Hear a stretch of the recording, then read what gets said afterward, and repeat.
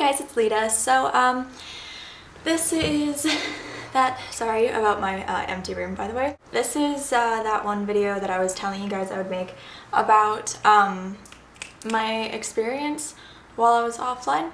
As most of you know, I do choose to be pretty open about my past and my just how I got through things and stuff, just because I want to help some of you go through the same, or get through the same things, because I don't know, sometimes you just feel like you have no direction or anything, so hopefully a video like this will help anyone who's going through a similar issue. So basically what led me to leave YouTube in the first place is that I had had ongoing depression, that I had gotten to severe depression for 3 years, in addition to anxiety. I had gotten medication for the anxiety about 2 years ago, or a little over 2 years ago, but I didn't think about depression as a factor, and I just kind of wanted to take care of it for myself. I wanted to be able to overcome it without the help of medication or a therapist or something. So I was just kind of being really stubborn and didn't take it as seriously as I should have, and it kind of crept up on me because I didn't even really realize that I was depressed. So what happened was, on just, I think it was like August 27th or something that I deleted my channel and everything.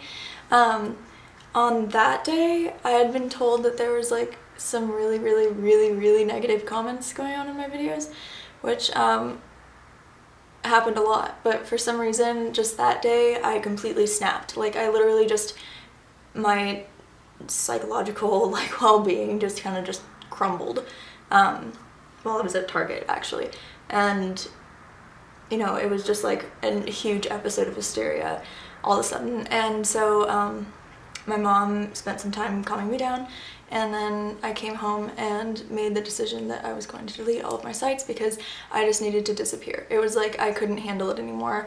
I felt like it felt like literally everyone hated me, because I know that's not the case at all. It's just that I really desperately needed help and didn't get it. So at this point, like almost like 95% of my thoughts were completely irrational. So first lesson, if you think that you do have depression, please go get help for it, because it can get really bad. Now, for the first like 2 days after deleting all of my websites, it was, I felt a lot better. My head was like pretty clear, but I still hadn't gotten help for like actual mental like illness, psychological problems. But then after about 2 days is when things got a million times worse. Basically I started having these like mild hallucinations almost, you know, like, yeah, it was like mild auditory and visual hallucinations. And I had no idea where they were coming from. It was super, it wasn't even like YouTube related or anything. It was just that, like, I would have these like horrible, like, I can't even describe how horrible they were, images of like the people I love getting killed, and like it was really graphic, and like, or me getting killed. For some reason I was living that, you know, like every single thing that I would think of, I would live it. Like I wouldn't be able to tell if I was in my head or in reality. So it got really bad, and this was like a constant thing. Like it was just like constant hysteria and confusion. Like I was just completely delirious basically. And I found out the first time I went to my psychiatrist, which was about a month, maybe 2 weeks, yeah, it was about a month actually, after I deleted all of my sites. My psychiatrist said that such a huge change in my life, which was leaving YouTube, instead of doing me good, it had actually sparked some, like a mild case of PTSD. At that point it was severe, but my antidepressants are also used to slightly treat PTSD patients. I mean, there's no like actual treatment for it, but it helps with the symptoms. So there was that, and then there was also depersonalization or derealization disorder, which is where you kind of just don't feel like you're real. You don't feel like anything that's happening around you is real, and that I go through like week-long periods where I feel like that. I just kind of feel like a pair of eyes. And then depression, of course, and anxiety. The medication didn't really work for quite a while. It started working, I think, after about a week. But I mean, that doesn't seem like a very long time, but for me, it was a super long time. A week was way too long to wait.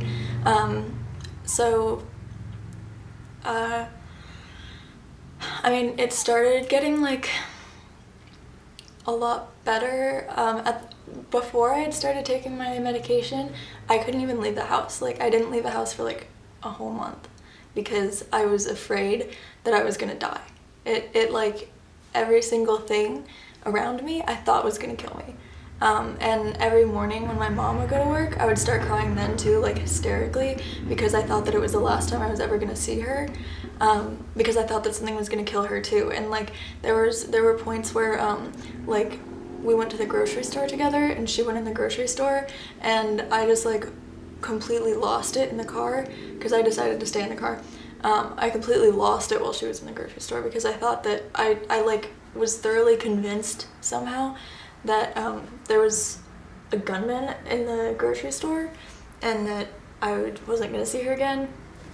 So basically it was just like I completely lost it. So I mean, it's a really good thing that I left, even though it technically made things a little bit worse for a while, but I think I needed to go through that in order to come back.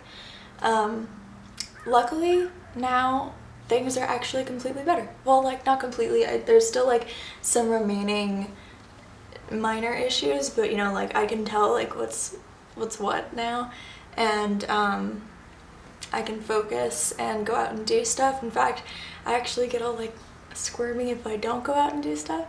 So yeah, it's the thing is that when I was going through all of this, I really genuinely thought I would never ever get out. And I've never really in my life, except for one other time, thought that I would be just better off dead, but at the same time I was really conflicted because I was afraid of death. So I was like, okay, I feel like I shouldn't be alive, but at the same time I am terrified of dying. And so it was like, that was like constantly what was going through my head. It was just like, I just want to disappear. It was kind of just like living a nightmare. Even though technically the things around me were fine, my conditions were fine, it was just what was going on in my head that was just destroying me. Which I mean, that's what a mental illness is. So what I basically wanted to say is in the end I had to make some minor life changes and major life changes, and you know, cut certain people out, bring certain people back in, things like that, and then I'm moving, you know, so all of those things contributed to making me better. And like I said, it's still like I've still got a long like road ahead of me for this, but I'm at the point where I can completely control myself pretty much.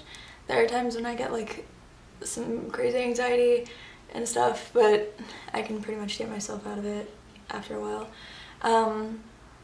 But basically, if you're in a situation like that,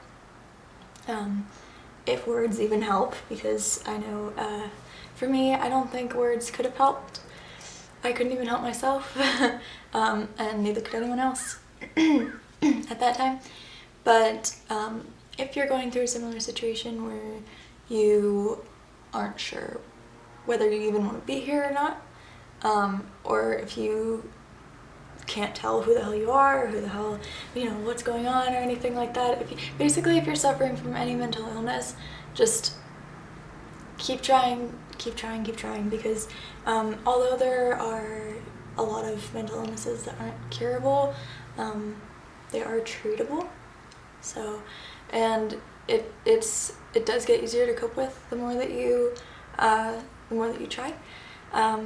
And I just really had to keep the belief in my head. That's one trick that I've used my entire life, is just believe that it'll happen, and it'll most likely happen. You know, you just have to be like very hooked on the idea that it's gonna happen. So I would always tell myself, like, I have to keep going, you know, there's something ahead of me. So just keep in mind that you can do it. There's gonna be like countless times where you tell yourself that you can't. Trust me, that's all I would tell myself like that entire period of time, was that I couldn't do it. But there was just something like in the back of my head that was like, come on, you know, you've always been able to do it. Like, don't let this shit stop you. So just tell yourself the same thing. Just be like, I can beat this. I gotta do it. Like, I have to do it. And you'll be extremely proud of yourself afterwards, honestly. I mean, like, I can't believe that I made it through that. And also another thing I wanted to mention is don't be ashamed to talk about things like this. Like no matter if it's like a physical disability or like a mental disability or a mental illness or, you know, just some sort of ailment, I don't really think it's anything to be ashamed of. It's just a part of who you are. That's another thing that helped me cope with it, was that I acknowledged the depression and the PTSD and the anxiety and everything. I acknowledged it as a part of me. But yeah, so that's why I had to leave. I was just really not stable whatsoever. Like I said, if you feel like you might have something wrong with you, go check it out, because a psychiatrist or a therapist can tell you, and it's good to get it taken care of before it gets completely out of hand. Believe me. So anyway, I'm back, and I'm glad to be back, and I feel better than I have in years, actually.